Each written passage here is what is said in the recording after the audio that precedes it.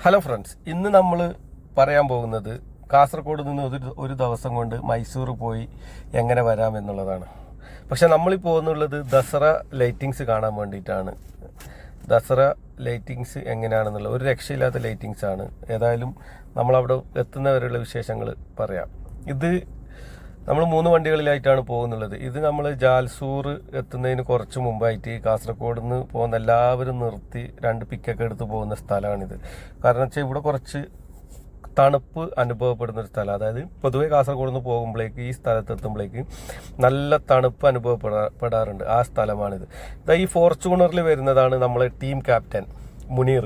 ഇന്നത്തെ നമ്മളെ യാത്ര എന്ന് പറയുന്നത് മുനീറിന്റെ നേതൃത്വത്തിലാണ്. കാരണം എന്ന് വെച്ചാൽ ഒരുപാട് പ്രാവശ്യം മുനീർ ദസറക്ക് പോയിട്ട് പരിചയമുള്ളത് കൊണ്ട് തന്നെ മുനീറിന്റെ നേതൃത്വത്തിലാണ് ഇന്നത്തെ നമ്മളെ ദസറ ട്രിപ്പ് പോകുന്നുള്ളത്. ഇവൻ മുമ്പ് പോയി കഴിഞ്ഞാൽ ആൾ കൂടെ പോയി കഴിഞ്ഞാൽ അറിയില്ല, നമുക്കൊന്നും മിസ്സാവാതെ തന്നെ എല്ലാം കാണാൻ പറ്റും എന്നുള്ളത് കൊണ്ട് തന്നെ അങ്ങനെ ഒരാൾക്കൊപ്പം പോകലായിരിക്കും ഏറ്റവും നല്ലത്.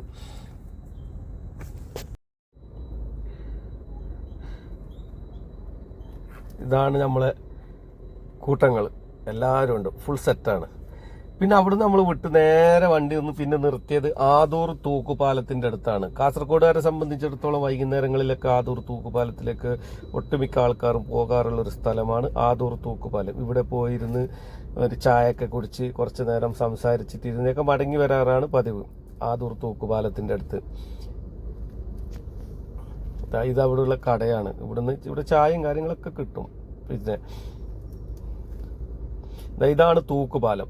നമ്മൾ സമയമില്ലാത്തത് കൊണ്ട് തന്നെ തൂക്കുപാലത്തിലേക്ക് ഇറങ്ങിയിട്ടില്ല. അതുകൊണ്ട് നിങ്ങൾക്കൊന്ന് ജസ്റ്റ് സൂം ചെയ്ത് കാണിക്കുന്നതെന്ന് മാത്രം. അത്യാവശ്യം പുഴയിൽ വെള്ളം ഉണ്ട് കേട്ടോ. മഴക്കാലം ആയതുകൊണ്ട് തന്നെ തൂക്കുപാലത്തിന്റെ അടുത്ത് നമ്മൾ ടാറ്റ പറഞ്ഞ് വീണ്ടും യാത്ര തിരിക്കുകയാണ്.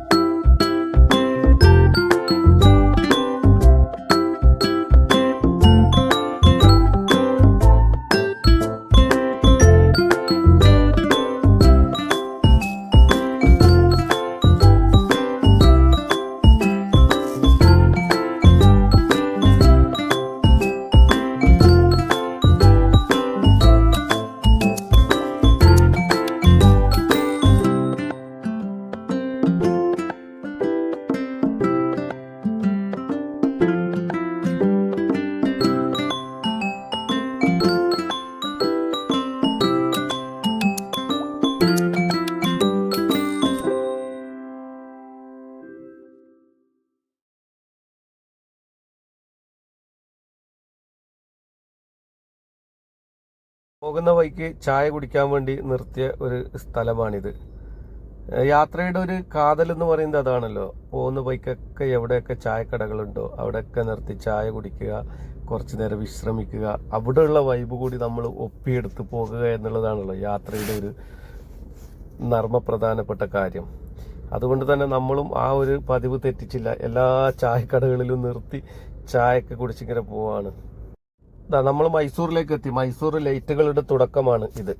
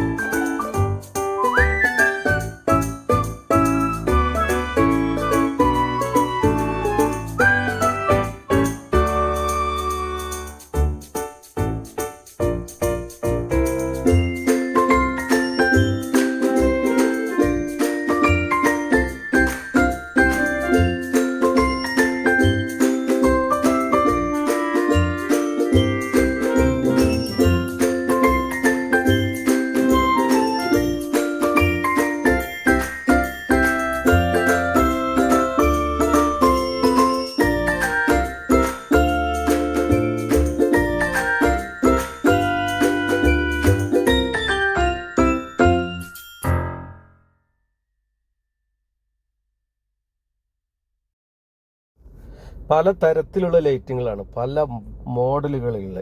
ഏതായാലും പോവാത്തവർ ഒരു പ്രാവശ്യം എന്തായാലും പോകണം കേട്ടോ. ലൈറ്റുകൾ നമ്മൾ ഒരുപാട് ദുബൈയിലൊക്കെ ഉള്ള ആൾക്കാർക്ക് ഇത് വലിയൊരു അത്ഭുതമായിട്ടൊന്നും തോന്നില്ല. കാരണം എന്ന് വെച്ചാൽ ഫെസ്റ്റിവല് അങ്ങനെയുള്ള കാര്യങ്ങളൊക്കെ കാണാൻ പോയ ആൾക്കാർക്ക് ഈ ലൈറ്റൊന്നും വലിയൊരു കഥയല്ല. പക്ഷേങ്കിൽ നമ്മൾ ഇന്ത്യനെ സംബന്ധിച്ച് ഈ ഒരു ലൈറ്റും ഈ അലങ്കാരമൊക്കെ എടുത്തു പറയേണ്ട ഒരു കാര്യം തന്നെയാണ്. യാത്രകളൊക്കെ ഇഷ്ടപ്പെടുന്നവർ ഒരു പ്രാവശ്യമൊക്കെ ദസറയുമായി ബന്ധപ്പെട്ടിട്ട് മൈസൂർ പോകുന്നതും ആ ലൈറ്റുകളൊക്കെ കണ്ട് ആസ്വദിക്കുന്നതും നല്ലൊരു കാര്യമായിരിക്കും, നമുക്കൊരു എക്സ്പീരിയൻസ് ആയിരിക്കും. കണ്ടില്ലേ, ആ നേരെ കാണുന്ന അത് പിന്നെ ഇത് ഇതിൻ്റെ ഒരു മോഡൽ ഉണ്ടാക്കി വെച്ചതാണ്. നമ്മളെ ഇത് മൈസൂർ പാലസിൻ്റെ ഒരു മോഡൽ ഉണ്ടാക്കി വെച്ചതാണ് ഇത്.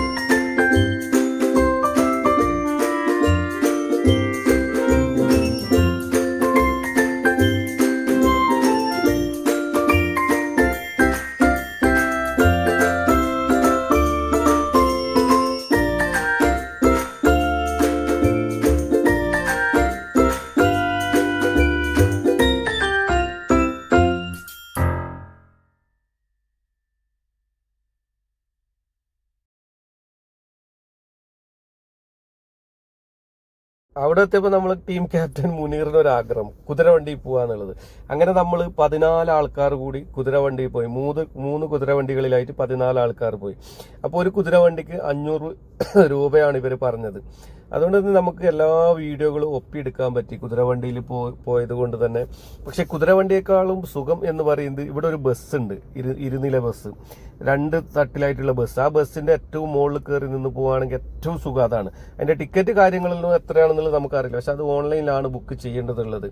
അതുകൊണ്ട് തന്നെ നമ്മൾ അത് എടുത്തില്ല. അത് മുൻകൂട്ടി പോകുന്നവർ ആ ബുക്കൊക്കെ ഓൺലൈനിൽ ആ ബസ്സൊക്കെ ബുക്ക് ചെയ്ത് പോവുകയാണെങ്കിൽ നല്ലൊരു കാര്യമായിരിക്കും. ഇത് നമ്മൾ പോയ കുതിരവണ്ടിയാണ്, ആ കുതിരയിൽ ഇങ്ങനെ പോവുകയാണ്. ഇത് ഞങ്ങൾ ഇരുന്ന കുതിരയാണ്, കുതിരയുടെ തല മാത്രമേ കിട്ടിയിട്ടില്ല. പക്ഷേങ്കിൽ കഴിവതും കുതിരവണ്ടിയിൽ പോവാതിരിക്കലാന്നല്ലേ. കാരണം വെച്ചാൽ നമ്മളൊക്കെ വെച്ച് ആ കുതിര അങ്ങനെ പോവാണെന്ന് പറയുമ്പോഴേക്ക് വലിയൊരു വിഷമം തോന്നുന്നുണ്ട്. പക്ഷേ നമ്മളല്ലെങ്കിൽ വേറെ ആൾ എന്നുള്ളതാണ് യാഥാർത്ഥ്യം. നമ്മൾ പോയില്ലെങ്കിൽ ആ കുതിരയിൽ വേറെ ആൾ പോകും എന്നുള്ളതാണ് യാഥാർത്ഥ്യം. പക്ഷെ എന്നാലും കുതിരയിൽ പോകാൻ നല്ല രസമാണ് കേട്ടോ. എല്ലാ ഭാഗത്തും നമുക്ക് കാണാൻ പറ്റിയതാ. ഇത് നമ്മളെ കൂട്ടത്തിലുള്ള ആൾ വന്ന് ഇറങ്ങുന്ന ഒരു കാഴ്ചയാണ്.